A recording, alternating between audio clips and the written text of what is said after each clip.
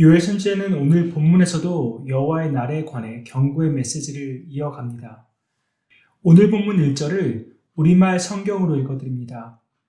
시온에서 나팔을 불라 내 거룩한 산에서 경보의 소리를 울리라. 이 땅에 사는 모든 사람들이 공포로 떨게 하라. 여호와의 날이 오고 있다. 확실히 가까이 다가와 있다. 요엘 선지자는 나팔을 불라고 명령합니다. 구약시대 나팔은 종교의식에 많이 사용되었습니다. 그러나 종교의식에서만 사용된 것이 아니라 병사를 소집하고 전쟁을 알릴 때도 사용되었습니다. 신약성경 데살로니가 4장과 요한계시록 8장과 9장에서는 마지막 심판을 알리는 경보용으로 사용됩니다. 본문의 상황에서 나팔은 마치 적의 침공을 알리는 공습 경보용으로 사용되는 것으로 보입니다. 요엘 선지자는 나팔을 불어서 경보의 소리를 울려서 모든 사람이 공포로 떨게 하라고 합니다. 그 이유는 여호와의 날이 가까웠기 때문입니다. 여호와의 날은 중의적인 의미가 있다고 어제 말씀드렸는데요. 주님을 사랑하고 주의 말씀을 순종하는 사람들에게는 위로와 소망의 날이 될 수 있지만 주를 대적하거나 주의 백성을 핍박한 자들에게는 심판과 공포의 날이 됩니다.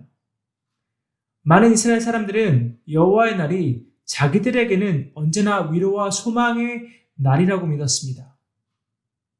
그러나 본문에서 말하는 여호와의 날은 이스라엘 대적에게 임하는 심판의 날이 아니라 이스라엘 백성에게 임하는 두렵고 떨리는 심판의 날입니다. 여호와의 날에 어떤 일이 일어납니까? 2절 말씀입니다. 곧 어둡고 캄캄한 날이요 짙은 구름이 덮인 날이라. 새벽빛이 산 꼭대기에 덮인 것과 같으니 이는 많고 강한 백성이 이르렀음이라. 이와 같은 것이 옛날에도 없었고 이후에도 대대에 없으리로다. 요엘 선지자는 여호와의 날을 어둠과 짙은 구름으로 묘사하면서 많고 강한 백성이 이르렀음을 알립니다. 많고 강한 백성에 관한 해석은 학자들마다 다릅니다. 1장에 나온 메뚜기 떼의 연장선상에서 메뚜기 떼의 다른 표현이라고 생각하기도 하고 실제 군대라고 해석하기도 합니다. 그런데 많고 강한 백성이 메뚜기 떼건 실제 군대이건 간에 중요한 것은 오늘 본문 11절에서 그 앞에 서 계신 분이 바로 여호와 하나님이시라는 겁니다. 다른 것을 다 떠나서 여호와께서 그 군대 맨 앞에서 진두지휘하고 있다는 사실만으로도 두렵고 떨리는 일이 아닐 수 없습니다. 그래서 11절 마지막에 당할 자가 누구이랴 라는 말이 그 공포감을 더해줍니다. 여호와께서 진두지휘하시는 군대에 대항하여 그것이 여호와의 군대이든 여호와가 사용하시는 적군이든 아니면 메뚜기 떼이든 간에 이스라엘 백성은 그것을 막아낼 재간이 전혀 없는 것입니다. 그래서 6절에서 이렇게 표현하는 것 아니겠습니까? 그 앞에서 백성들이 질리고 무리의 낯빛이 하얘졌도다. 그리고 2절 뒷부분에서도 이와 같은 것이 옛날에도 없었고 이후에도 대대에 없으리로다 라고 말합니다. 여호와의 날이 이렇게 무시무시한 날입니다. 두렵고 떨리는 날입니다. 피할 수도 당해낼 수도 없는 날입니다.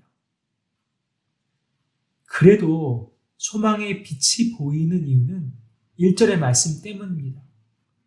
시온에서 나팔을 불며 나의 거룩한 산에서 경고의 소리를 질러 이 땅 주민들로 다 떨게 할지니. 경보 소리인 나팔 소리도 없이 여호와의 날이 닥친다면 정말 절망뿐이지만 백성들로 하여금 나팔 소리를 듣게 하신다는 것은 경보의 소리를 통해 경고하신다는 것은 무언가 기회가 있다는 의미일 것입니다. 그러나 기회가 있을 거라는 사실은 우리에게 희망을 주지만 우리가 간과하지 말아야 할 것은 그 나팔 소리를 우리가 듣느냐는 것입니다. 경보 소리를 듣고 있냐는 것입니다. 누가복음 17장 26절에서 30절의 말씀은 우리에게 경각심을 불러일으킵니다. 노아의 때에 된 것과 같이 인자의 때도 그러하리라. 노아가 방주에 들어가던 날같이 사람들이 먹고 마시고 장가들고 시집 가더니 홍수가 나서 그들을 다 멸망시켰으며 또 롯의 때와 같으리니 사람들이 먹고 마시고 사고 팔고 심고 집을 짓더니 롯이 소돔에서 나가던 날에 하늘로부터 불과 유황이 비오듯 하여 그들을 멸망시켰느니라. 인자가 나타나는 날에도 이러하리라. 노아와 롯은 주변 사람들에게 하나님의 심판을 경고했습니다. 그러나 그들은 그 경고를 무시해버렸고 결국 홍수로 멸망을 당하고 불과 유황으로 멸망을 당하고 말았습니다.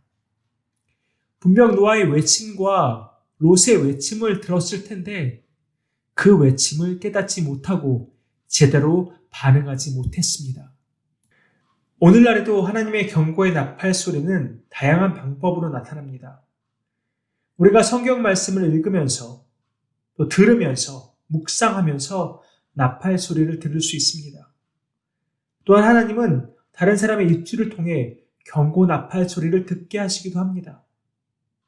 그리고 환경과 상황과 사건을 통해서도 경고의 나팔 소리를 울리십니다. 하나님이 기회를 주시기 위해 허락하신 나팔 소리에 민감하게 반응하느냐, 그렇지 않으냐가 중요합니다. 우리가 믿는 자라고 해서 우리가 지은 죄에 대한 하나님의 징계가 면제된다고 생각해서는 안 됩니다. 잘못된 길을 걸어가는 하나님의 자녀를 하나님은 그냥 내버려 두지 않으십니다. 바른 길로 돌이키시기 위해 경고하시고 징계하십니다. 예수 그리스도의 은혜로 인하여 믿음으로 말미암아 구원을 받은 사람은 예수님이 다시 오셔서 심판하실 때 그 구원이 완성되고 그리스도처럼 영화롭게 되는 것은 변함이 없는 진리입니다. 그러나 그렇다고 해서 이 세상을 사는 동안 마음대로 살 수 있는 것은 아닙니다. 구원을 받고 의로운 사람이 되었기에 의로운 사람답게 의의 길을 걸으며 살아야 합니다. 그렇게 살지 않을 때 하나님은 분명 경고하실 것이고 다시 제자리에 돌아오도록 징계하실 것입니다. 그 징계를 받기 전에 하나님의 경고의 나팔 소리를 들어야 합니다. 우리는 구약 성경을 통해 이스라엘의 역사를 보았습니다. 하나님께서 이스라엘을 택하셨지만 그들이 하나님을 버리고 우상을 섬기며 음란을 일삼을 때 하나님께서 어떻게 하셨습니까? 하나님께서 다양한 방법으로 경고하시고 또 그들을 치시고 적군에게 넘기시고 멸망시키시고 포로가 되게 하시는 것을 보았습니다. 하나님은 사랑과 은혜의 하나님이신 동시에 공의와 정의의 하나님이십니다. 사랑하는 성도님들, 혹시 우리를 향해 부는 나팔 소리를 우리가 듣지 못하고 있는 것은 아닙니까? 아니, 혹시 그 나팔 소리를 들었음에도 우리가 무시하고 있는 것은 아닙니까? 우리가 다양한 방법을 통해 듣는 나팔 소리는 두려운 소리인 것은 맞지만 동시에 기회의 소리이기도 합니다. 우리 모두는 그 나팔 소리에 귀를 기울여야 합니다. 우리 귀에 들리는 그 나팔 소리를 무시해서는 안 됩니다. 두려움의 소리이지만 기회의 소리인 나팔 소리를 무시하지 않고 그 소리에 민감하게 반응하는 저와 여러분 되기를 간절히 소망합니다.